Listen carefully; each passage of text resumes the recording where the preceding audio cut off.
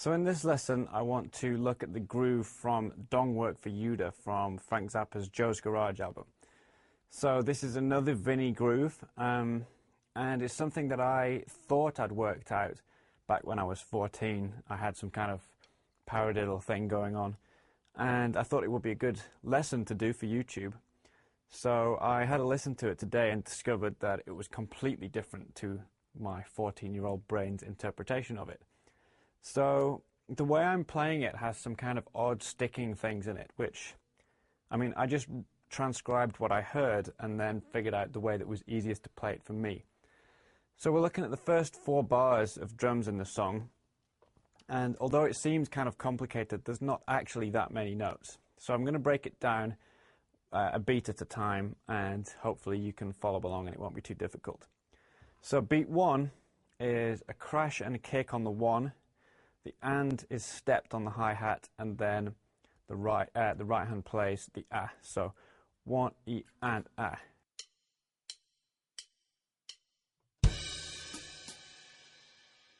So far so good, right? So beat 2 is right, left, foot, foot.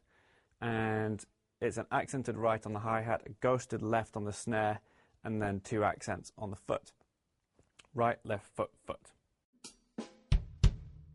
But what makes it interesting is that there's a hi-hat on the second foot, so on the ah of 2. Now you could play this with your right hand, but I find it easier to play it with my left hand, and this was like a new thing. I haven't really played a groove like this before, and it feels really nice. So basically, the first 2 beats together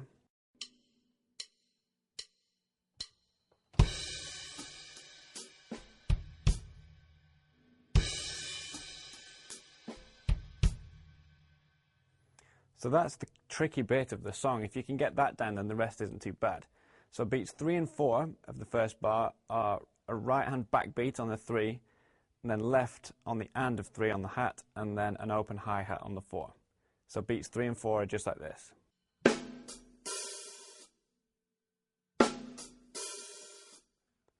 So the first bar all together, I'll play it slow and then speed it up a little bit.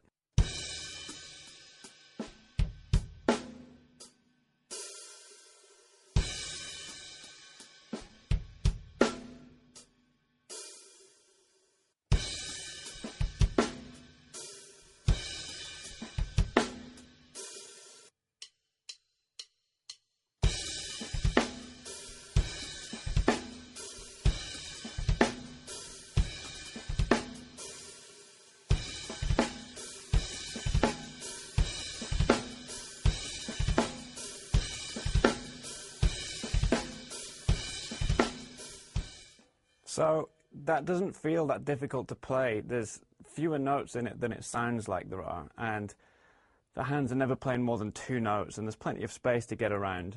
So that's a nice little thing there. So the second bar is pretty easy. The right hand goes hi-hat, hi-hat, snare, floor tom. 1, 2, 3, 4. The hi-hat is going to close from the previous bar on the 1, but I'm playing it with the hand as well, because that's what it sounds like on the recording.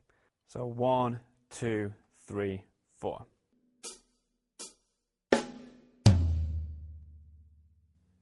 Then we have a left hand on the and of 1 with the kick drum, a left hand on the snare on the and of 2 as a ghost note, and then a left hand on the 3 with the backbeats. So this is another weird sticking thing. So I'm going right, left, together, right. And the together is the right hand on the backbeat and the left hand on the hi-hat.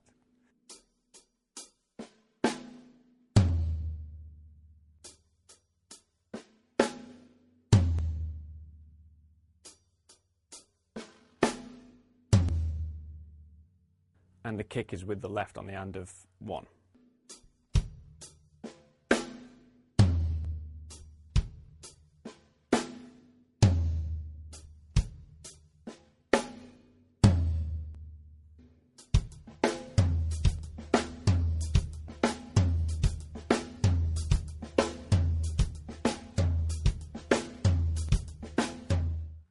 So bars 1 and 2 together sound like this.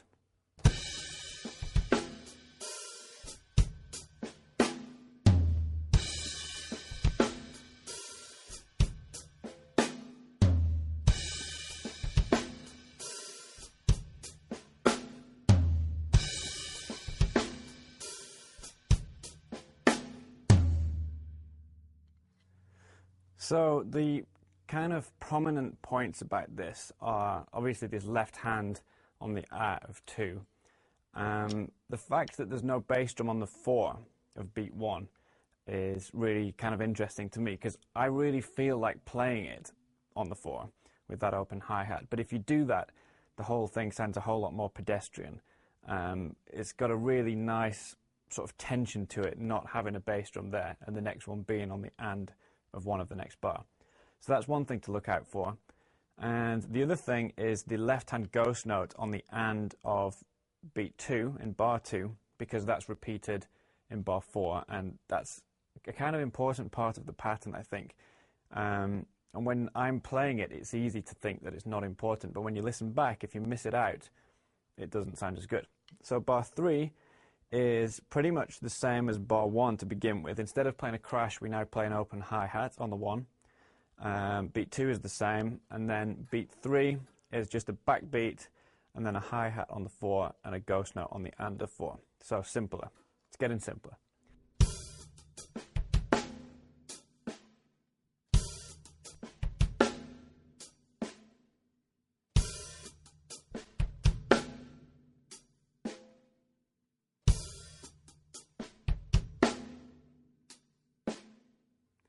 And then finally, bar 4 starts with a stepped hi-hat on the 1, and then a bass drum and the hi-hat on the and of 1, and then the ghost note on the and of 2 that I just talked about, the backbeat on 3, and then 4 on the floor tom. So bar 4 by itself sounds like this.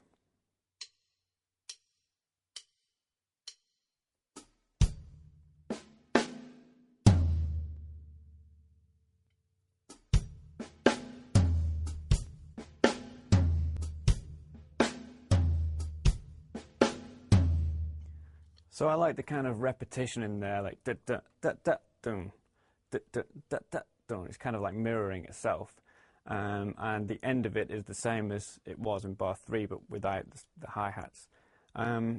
So that's the pattern. I'm going to play the whole thing. It sounds like this.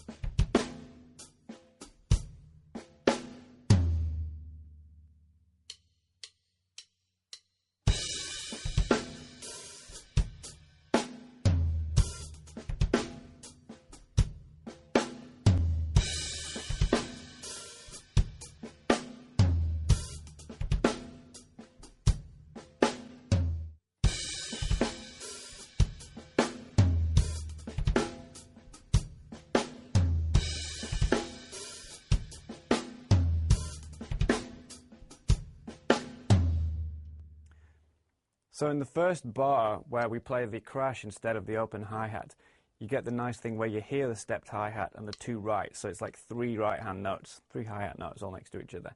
The same thing happens in bar 3, but because it's an open hi-hat, then it's more predictable. So just that idea of playing and 1, so step 1, is pretty cool, and you could use that in different grooves.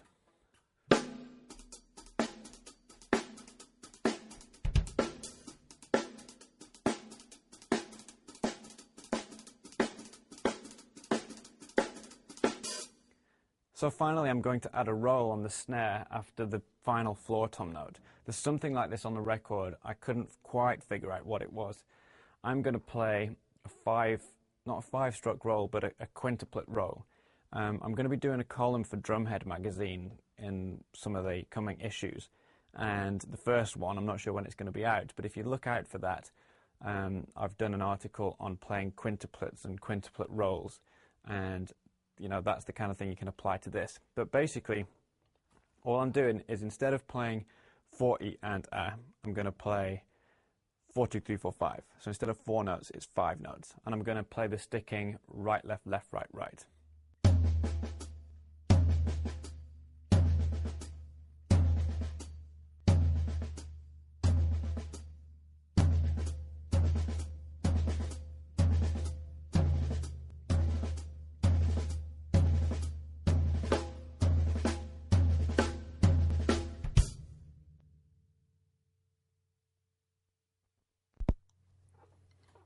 and then that's going to leave my left hand free to play the crash on the 1 and bring the right hand over for the hi-hat.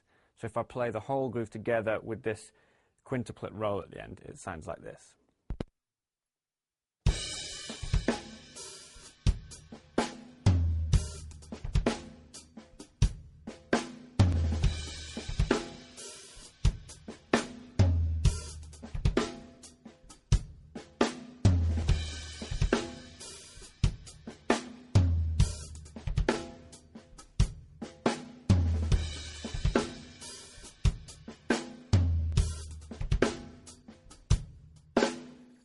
So that's it. I hope you've picked up some cool ideas from that. I've certainly got some new stuff to work with.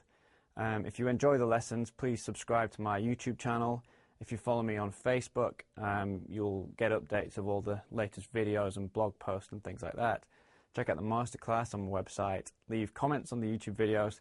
A lot of stuff, I know, but probably the best things to do are follow me on Facebook, because every time I do something new, I'm going to post it on there, so that would be the easiest way to get updates. And you can subscribe to the YouTube channel and you'll get kind of monthly updates about new videos and that kind of thing. So hope you enjoyed the lesson. I will see you next time.